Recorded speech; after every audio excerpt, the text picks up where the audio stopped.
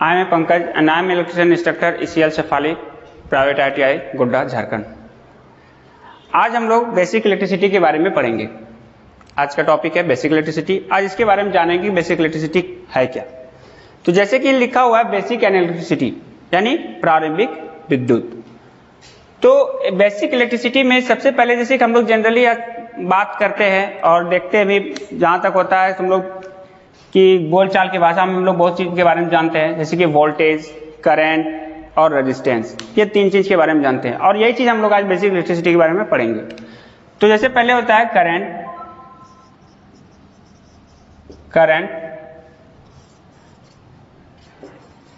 Voltage और resistance. Current यानी इसको I, V और R। आज हम लोग ये तीन चीज के बारे में जानेंगे कि I यानी करंट है क्या, वोल्टेज है क्या और रेजिस्टेंस है क्या। जैसे कि हम लोग जानते हैं कि करंट की बात करते हैं, सबसे पहले हम लोग करंट का टॉपिक उठाते हैं, करंट की बात करते हैं। तो करंट क्या है? तो कहते हैं कि flow of electron is equal to current, यानी इलेक्ट्रॉन के प्रवाह को हम लोग करंट बोलते हैं। तो अब बात क्या आती है कि इलेक्ट्रॉन फिर है क्या, ये इलेक्ट्रॉन है क्या चीज। तो सबसे पहले चलिए थोड़ा सा हम लोग पीछे की ओर जाते हैं, अब इसको छोड़ के पीछे आते हैं। तो इलेक्ट्रॉन यानी जैसे सबसे पहले देखिए हम लोग करंट जो है हम लोग किसमें फॉलो होता है, किसी भी मेटल में। तो इसका मतलब मेटल, अब यहां पे हम लोग थोड़ा सा मेटल की ओर जाते हैं। मेटल यानी पदार्थ।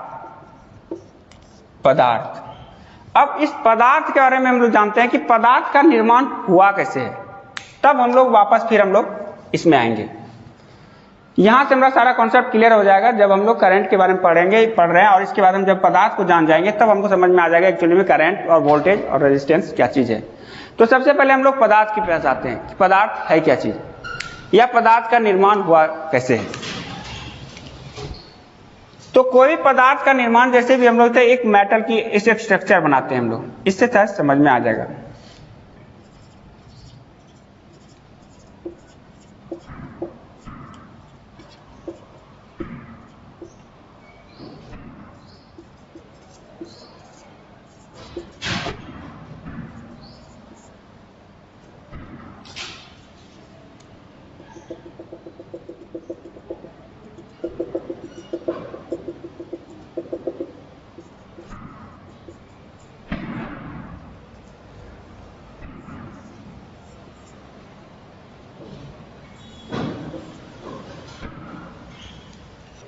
तो जैसे कि इस स्ट्रक्चर से आप लोग को पता चल रहा होगा कि एक पदार्थ, अणु और परमाणु, यानी कि पदार्थ का जो निर्माण हुआ है ये बहुत सारे अणु के मिलने से हुआ है। और बहुत सारे अणु का निर्माण किससे हुआ है? तो बहुत सारे परमाणु के मिलने से हुआ है। और परमाणु का, जैसे कि परमाणु का आविष्कार कैसे हुआ है, जिसमें हम लोग क्या जानते हैं, इलेक्ट्रॉन, प्रोटॉन और न्यूट्रॉन होता है। यानी कि ये इलेक्ट्रॉन हम लोग पहले क्या करंट किसे कहते हैं, तो flow of electron equal to current. और अब ये करंट यानी इलेक्ट्रॉन, यानी यहां पर जो है ये इलेक्ट्रॉन, प्रोटॉन, न्यूट्रॉन के मिलने से परमाणु का आविष्कार हुआ है। यानी कि जितना भी पदार्थ का आविष्कार हुआ है उसका आविष्कार इलेक्ट्रॉन, प्रोटॉन और न्यूट्रॉन से हुआ है। तो यहां पर देखिए किसी भी चीज का मैं तो एक स्ट्रक्चर लेते हैं, एटॉमिक स्ट्रक्चर मान लेते हैं, हम लेते हैं यहाँ पर कॉपर का एटॉमिक स्ट्रक्चर होता है 29। अब इसको एक सर्किल में बनाते हैं। देखो पहला ऑर्बिट में क्या होता है 2, सेकेंड ऑर्बिट में क्या हो जाएगा 18, एंड थर्ड ऑर्बिट में हो जाएगा 18, एंड फोर्थ ऑर्बिट में हो जाता है 1, क्योंकि 18 20 हो गया इधर, और 28 हो गया और एक 1। तो लास्ट ऑर्बिट में क्या है ना, इलेक्ट्रॉन की संख्या क्या है 1। अब यहां पे देखिए कि यही वो इलेक्ट्रॉन है जो हमको करंट के रूप में हम लोग जानते हैं। Flow of electron equal to current की बात कर रहे हैं। तो ये जो इलेक्ट्रॉन है, लास्ट ऑर्बिट वाला इलेक्ट्रॉन, यही इलेक्ट्रॉन हमारे फ्लो होता है कोई भी मेटल के अंदर। तो ये इलेक्ट्रॉन देखिए, एक तो पहले कि नाभिक से देखिए कितनी दूर है, और नाभिक से जितनी दूर इलेक्ट्रॉन होगा उसकी उसमें आकर्षण शक्ति उतना कम हो जाएगा। और नाभिक में जानते हैं क्या, प्रोटॉन और न्यूट्रॉन होता है। तो आकर्षण शक्ति, तो पहले एक आकर्षण शक्ति कम हो जाएगा। दूसरी क्या है कि ये अकेला है, जोड़ा में है नहीं, तो इसको हम बाहर की ओर निकाल सकते हैं। बाहर की ओर निकालने का मतलब है कि थोड़ा सा अगर इसमें फोर्स लगा दिया जाए तो ये इलेक्ट्रॉन फ्लो होना शुरू हो जाएगा, यानी इस ऑर्बिट से बाहर हो जाएगा। तो फ्लो, ये फोर्स लगाना पड़ेगा।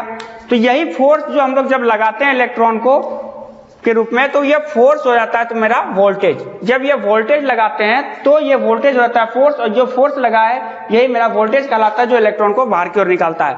तो किसी भी मेटल में इलेक्ट्रॉन बाहर की ओर निकलता है वो होता है उनका करंट, यानी flow of electron is equal to current. हम लोग करंट को, यानी इलेक्ट्रॉन को ही करंट बोलते हैं। अब यहां से शायद कॉन्सेप्ट क्लियर हो गया होगा कि करंट है क्या चीज।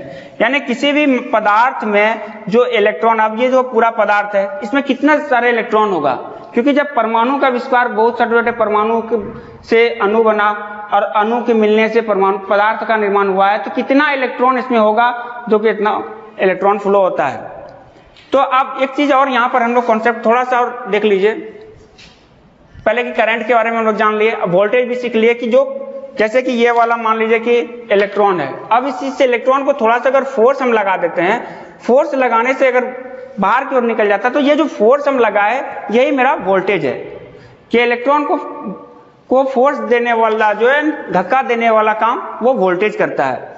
अब तीसरा है आपका रेजिस्टेंस। ये रेजिस्टेंस क्या है? तो रेजिस्टेंस इसका एक जस्ट अपोजिट है, यानी कि इसको विरोध करने वाला। यानी जो इलेक्ट्रॉन किसी भी पदार्थ में, यानी किसी भी पदार्थ में अगर इलेक्ट्रॉन फ्लो हो रहा है, तो इसमें जो एक विरोध का जो गुण होगा उस पदार्थ का, वो उसका रेजिस्टेंस कहलाता है। और हर वो पदार्थ में अपना अपना गुण होता है। तो ये गुण होने का फिर डिपेंड करता है आपका इलेक्ट्रॉन की संख्या पर।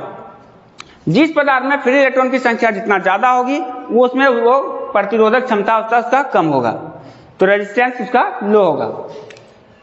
तो ये इसका पदार्थ का वो गुण होता है कि हर वो पदार्थ में ये रेजिस्टेंस का गुण पाया जाता है जो इलेक्ट्रॉन का विरोध करता है, यानी इस इलेक्ट्रॉन को फ्लो होने में रोकने का काम करता है, वो होता है रेजिस्टेंस। तो ये हम लोग आज सीखे क्या, करंट, वोल्टेज और रेजिस्टेंस का। अब यहाँ पर थोड़ा सा और देखते हैं कि करंट जब फ्लो होता है तो कहते हैं कि 1 एम्पियर जो है वो 1 एम्पियर कितने इलेक्ट्रॉन के बराबर होगा? तो 1 एम्पियर होता है 6.28 इंटू 10⁻18 इलेक्ट्रॉन पर सेकेंड। अगर इसमें पर सेकेंड का कहने का मतलब है, अगर एक बिंदु से इतना सेकेंड, यानी 6.28 के बाद, यानी